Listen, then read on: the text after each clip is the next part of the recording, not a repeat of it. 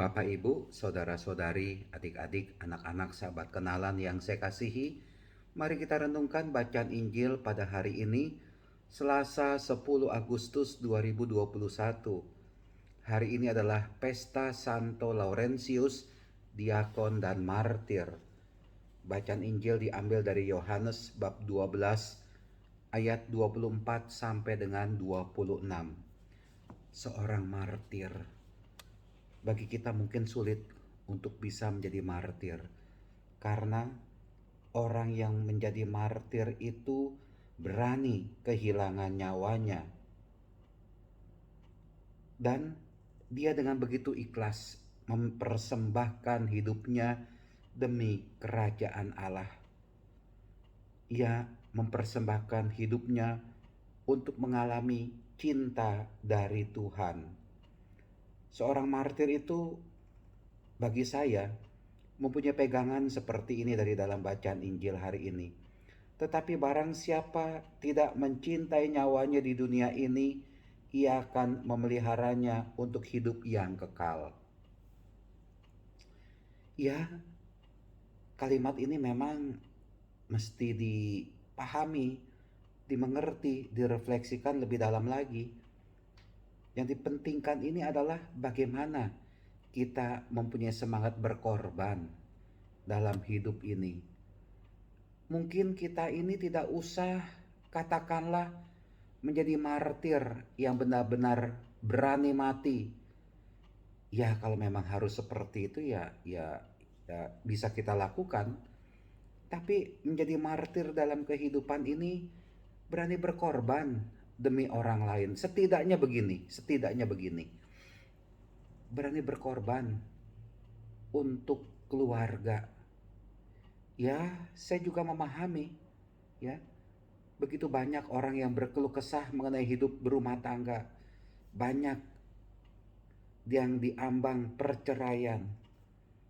Kalau terus mengikuti ego, hal-hal duniawi, maka perceraian itu begitu mudah terjadi. Bahkan juga di umat Katolik yang sebenarnya tidak mengenal perceraian. Kalau kita terus mengutamakan ego kita, dan kita tidak mau mengalah, tidak mau berkorban, susah untuk mempertahankan suatu rumah tangga. Kita harus berkorban. Berkorban dalam arti bagaimana? Mengalah demi cinta kasih kepada istri, kepada suami, kepada anak-anak, kepada keluarga, tetap mau bertahan untuk membina rumah tangga. Mungkin ada yang mengatakan, ya Romo, kami sudah begitu berat. Ya, bagaimana ya? Datanglah kepada Tuhan, saya pikir. Minta supaya Tuhan mengubah air menjadi anggur. Situasi hidup yang sudah mulai datar, yang sudah mulai kering, tidak ada cinta, diubah menjadi anggur, penuh dengan cinta. Ya.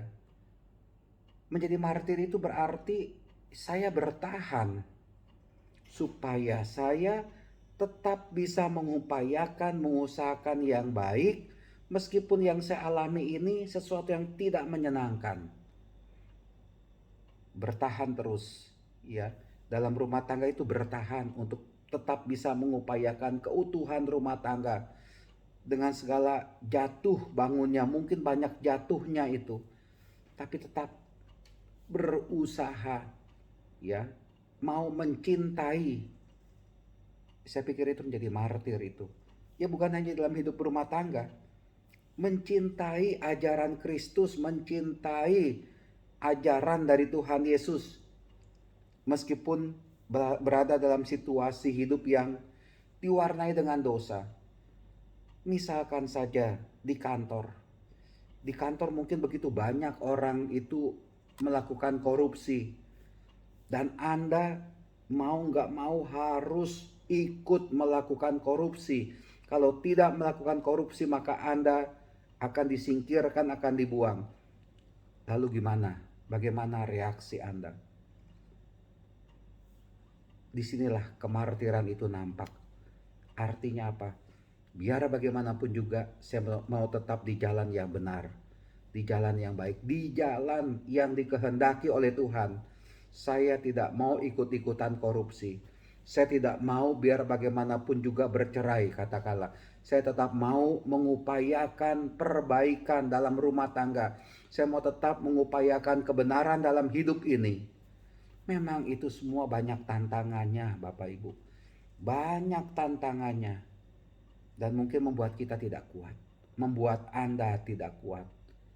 Letih, capek, sulit, kecewa, menangis. Tapi ya sudah, mari kita datang kepada Tuhan Yesus. Kuncinya itu adalah mari kita datang kepada Tuhan Yesus. Dan kalau kita sudah menemukan apa yang baik, apa yang benar, kita tidak kehilangan. Kita nggak kehilangan, tapi kita mendapatkan sesuatu yang lebih penting dari sekedar mengikuti ego kita, mengikuti nafsu kita, mengikuti ajakan dari teman-teman, dari orang lain. Tidak, kita tidak akan kehilangan.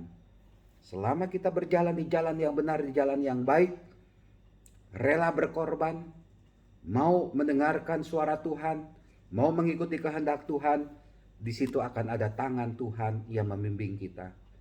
Bapak Ibu, saudara-saudara terkasih, mari kita tidak mengupayakan ego duniawi kita ini. Kita mau lebih mengikuti kehendak Tuhan. Yang kita pentingkan adalah kita mendapatkan sukacita dalam kehidupan kita ini. Tuhan memberkati kita semua. Amin.